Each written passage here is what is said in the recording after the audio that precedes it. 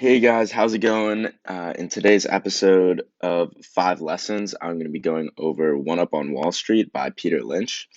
And this is a great book if you're interested in learning about investing or stocks. And Peter Lynch kind of gives a very easy, equitable approach to learning about the stock market. And basically, he says that you want to invest in companies. You want to put money in companies that you know, that you're very familiar with.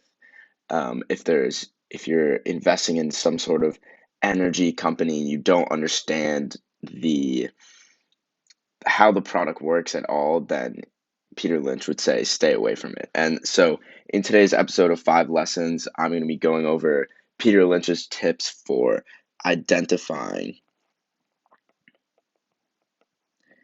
a good company to invest in. And I'm going to boil it down to 5 simple components.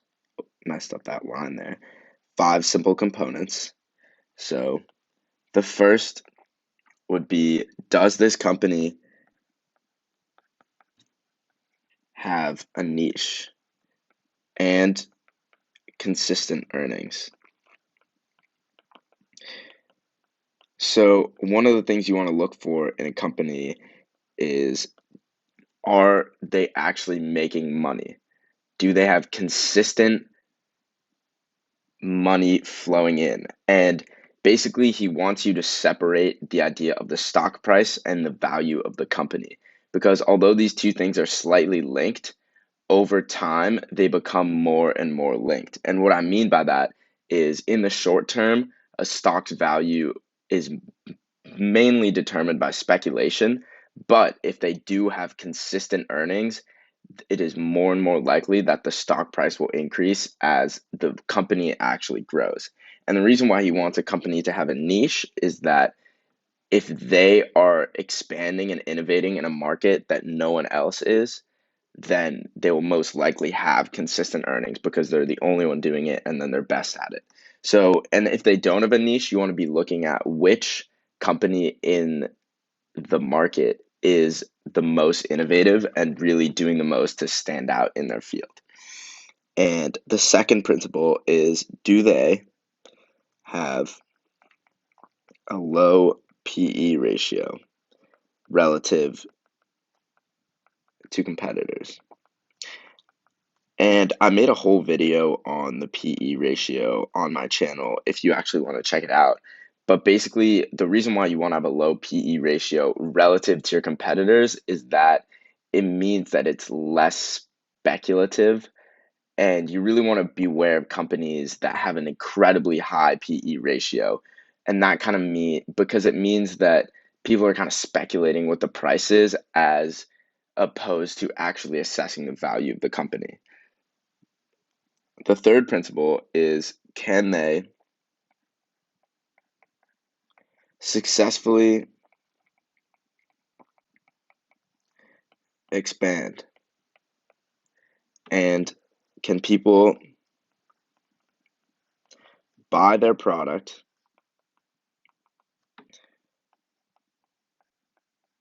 over and over? And the reason why Peter Lynch includes this criteria is, basically, if people are buying the product over and over, that means that the company has a consumer who is consistently buying it. And the example he gives is Marlboro with cigarettes. Obviously, he gave an example of how their price dramatically increased despite the fact of cigarette regulations, simply due to the fact that the people who are consuming the product consume it over and over and over.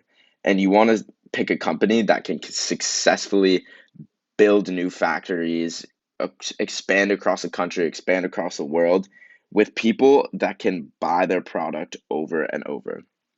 And the fourth principle is this principle of diversification, as Peter Lynch calls it. Diversification slash insider investment. So diversification is essentially where a company goes crazy with acquiring things over and over and over again that aren't really critical or essential to their core business model. So the principle of diversifying is by acquiring. And Peter Lynch says stay away from these companies. But you do want to look for companies where the insiders are invested and the insiders have been there since the beginning. Okay, so you do want to look for a company with insider investment because that means that the insiders have confidence and they know the most about the company themselves, right? They have the most confidence in the company's ability to grow and ability to expand. And that should really be valuable to something to look for. And the fifth principle is do they do something dull or is it just a spinoff? And Peter Lynch says you want to look for boring companies like a paper company that have consistent earnings for value investing. You will get the most bang for your buck if you just find a company that does something boring because it is most likely to have consistent earnings, a stable market field, and it's more likely to be a solid company. You want to avoid generally spin-off companies that are just following the market. You want to look for the most innovative company. And these are the five principles that Peter Lynch says to identifying a good company. I would highly recommend reading this book in full. It's a little outdated with some of the technical terms and the websites, but the principles are still very, very powerful. And I would highly recommend reading this book. Thank you so much. Bye.